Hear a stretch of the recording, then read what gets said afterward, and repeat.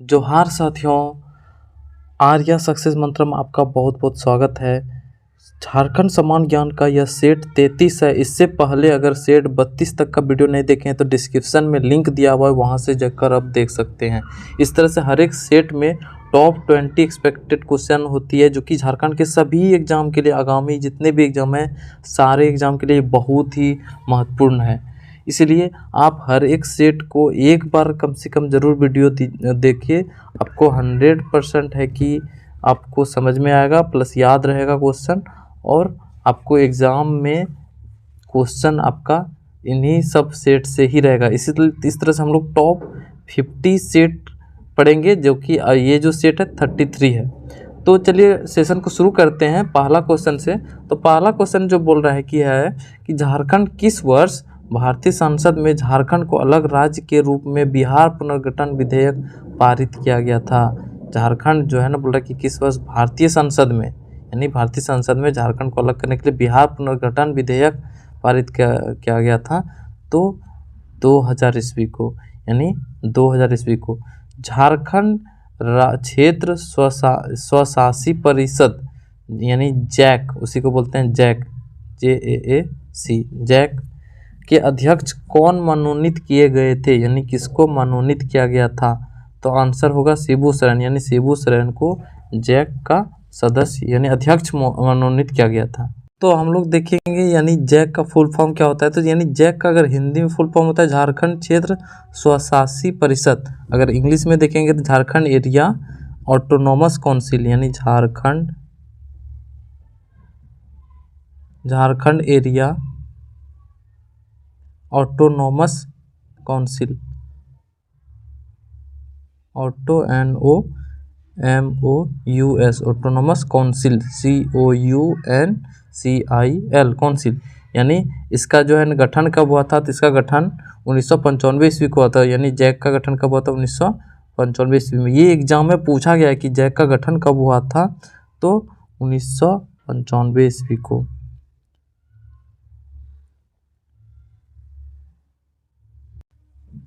तो अगस्त 1995 ईस्वी, अगस्त भी याद रख लेना है, मंथ भी अगस्त, यानी जैक का जो गठन हुआ था अगस्त 1995 ईस्वी को गठन हुआ था। और इसमें इसका जो अध्यक्ष मनोनीत किसे किया गया था, तो शिबू सोरेन को इसका अध्यक्ष मनोनीत किया गया था। इसके बाद अगला प्रश्न पर आते हैं हम लोग।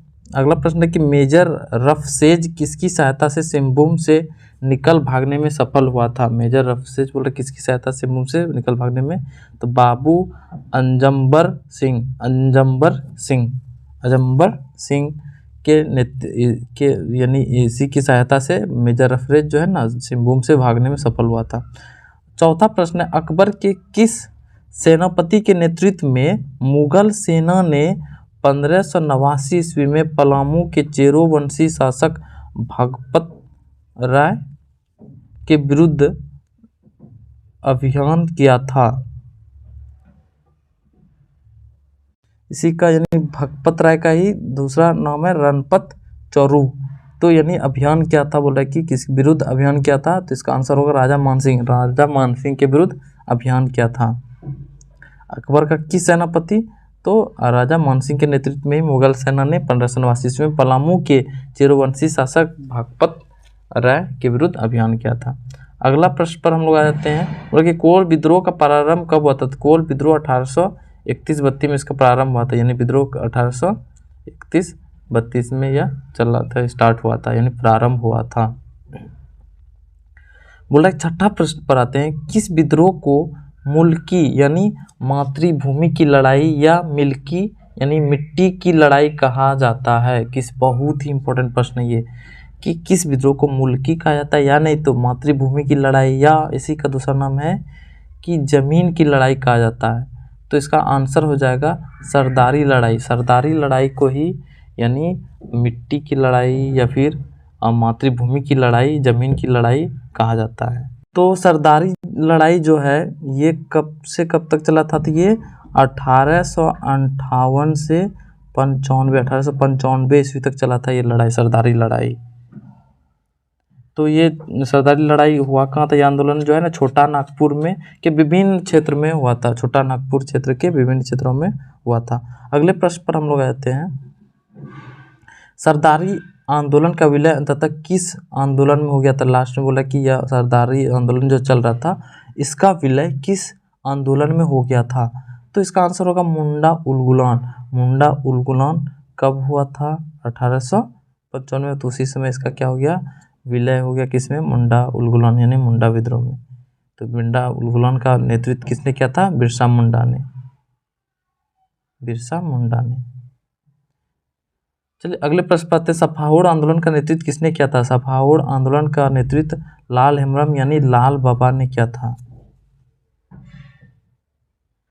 तो यानी सफाउड़ आंदोलन जो है ये 1870 में हुआ था। 1870 में। यह बोल रहा है कि नेतृत्व से किसने किया था? तो लाल हेमरम यानी लाल बाबा। अब बोल रहा है कि सफाउड़ यानी का आंदोलन का अर्थ क्या होता है? सफाउड़ आंदोलन का अर्थ होता है सिंगबोंगा के प्रति समर्पण। सिंगबोंगा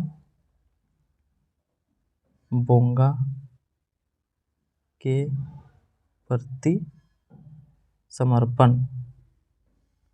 ये एग्जाम में पूछ सकता है कि सफाउड़ आंदोलन का अर्थ क्या होता है? तो सिंगबोंगा के प्रति समर्पण। ठीक। तो यह नहीं, इसका नेतृत्व किसने किया? लाल हेमरम, उसी का दूसरा नाम था लाल बाबा। अब ये किस जनजाति से संबंधित था? सफाउड़ आंदोलन किस जनजाति से संबंधित था? संथाल जनजाति से। संथाल जनजाति से संबंधित था। ये सारा पॉइंट्स याद रख लेना है कि हम हर एक सेट पे कोशिश करते हैं कि मैक्सिमम क्वेश्चन को कवर करने का। यानी सफाउड़ आंदोलन का नेतृत्व किसने किया था? तो लाल बाबा यानी लाल हेमरम ने। यह कब हुआ था? 1870 ईस्वी में। यानी कौन से जनजाति संबंधित है? संथाल जनजाति से। सफाउड़ आंदोलन का अर्थ क्या होता है? सिंगबोंगा के प्रति समर्पण। चलिए अगले प्रश्न पर आते हैं। तिलका मांझी के नाम पर किस महाविद्यालय का नाम रखा गया है? तो आंसर होगा भागलपुर विश्वविद्यालय। भागलपुर विश्वविद्यालय का ही नाम तिलका मांझी विश्वविद्यालय रखा गया है। चेरो विद्रोह कब हुआ था? चेरो विद्रोह बोला कि 1770 से 71 और 1800 से 19 तक चला था। ये विद्रोह 1700 से 1771 तक चला था और फिर पुनः ये 1800 यानी 2 चरण में ये विद्रोह 2 चरणों में हुआ था। फिर 1800 से 19 तक हुआ था। 1819 तक। अगले प्रश्न पर आते हैं कि किस राज्य का संस्थापक गोमुखी राजा के नाम से जाना जाता था? तो पंचेत राज। पंचेत राज्य का जो संस्थापक गोमुखी राजा के नाम से भी जाना जाता है। 12वां प्रश्न पाते हैं। चेरो विद्रोह का नेतृत्व चेरो विद्रोह का नेतृत्व किसने किया था? चेरो विद्रोह का नेतृत्व भूखन सिंह ने किया था। चेरो विद्रोह का नेतृत्व भूखन सिंह ने किया था। चेरो विद्रोह किस क्षेत्र में हुआ था? तो चेरो विद्रोह पलामू के जंगल में हुआ था। पलामू के जंगल में चेरो विद्रोह हुआ था। अगले प्रश्न में आते हैं। भारत में के कुल कोयला उत्पादन का कितना भाग झारखंड में होता है? तो 1/3 झारखंड में होता है। यानी जहाँ भारत का कुल जो कोयला है उसका 1/3 यानी 1/3 क्या होता है? केवल झारखंड में होता है। 15वां प्रश्न है। कुतुबुद्दीन ऐबक का कौन सेनापति बिहार अभियान के बाद बंगाल अभियान पर जाने के क्रम में झारखंड से होकर गुजरा था? तो इसका बख्तियार खिलजी। बख्तियार खिलजी जो है जो सेनापति कुतुबुद्दीन ऐबक का सेनापति था, बिहार अभियान के बाद बंगाल अभियान पर जाने के क्रम में ही झारखंड से होकर गुजरा था।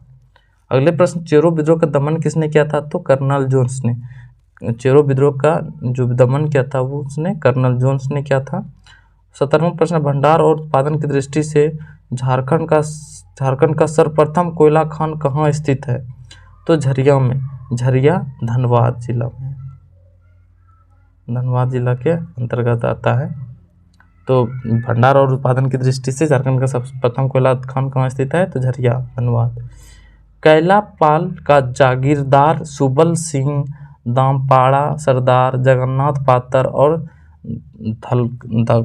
दत्का सरदार श्याम गंजम किस विद्रोह के नेता थे? तो ये सारा चुहार विद्रोह के नेता थे।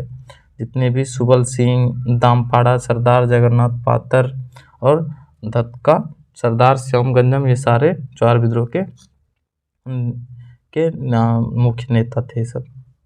19वां प्रश्न पर आते हैं। बोला कि नेतरहाट विद्यालय, नेतरहाट यानी लातेहार की स्थापना कब हुई थी, यानी नेतरहाट विद्यालय जो कि नेतरहाट में है, इसका स्थापना बोल रहा है कब हुआ था, तो 1954 ईस्वी में, 1954 ईस्वी में। अगला प्रश्न है कि नेतरहाट विद्यालय जो कि नेतरहाट में, इसकी स्थापना किसने किया था, तो इसका स्थापना जो है चार्ल्स नेपियर ने किया था, चार्ल्स नेपियर ने किया था। ये था टॉप 20 क्वेश्चन जो कि झारखंड के आगामी सभी एग्जाम के लिए बहुत महत्वपूर्ण है। वीडियो को यहीं पे समाप्त करते हैं, फिर से नए वीडियो के साथ फिर हाजिर होंगे, तब तक के लिए धन्यवाद। जय हिंद।